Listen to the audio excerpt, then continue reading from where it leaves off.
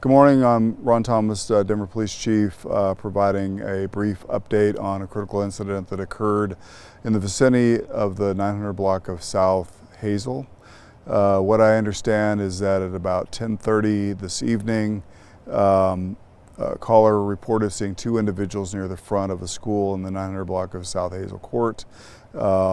Officers were dispatched to this location. Both Denver police officers and Denver Public Schools safety officers were dispatched to this location.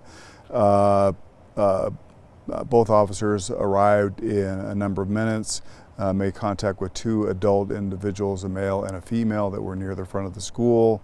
They were contacted. IDs were obtained from both individuals. They were obtaining a clearance, doing a warrant check on both of the individuals. During the warrant check, the male party asked if he could leave.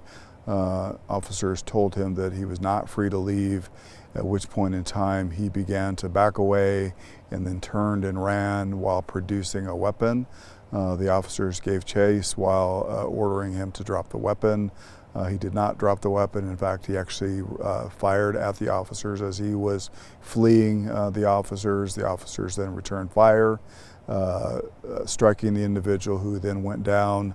Ultimately, the officers went and secured the weapon that the individual had, secured him while calling for a medical response to treat him for his injuries.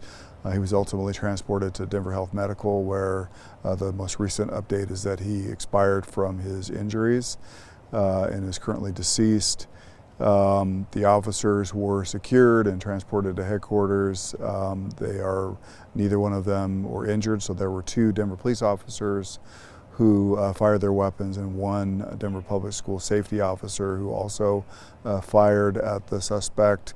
They all are being sequestered downtown, awaiting the initiation of our officer-involved shooting protocol, where they will be interviewed by members of Denver Police Homicide, Colorado State Patrol, and CBI.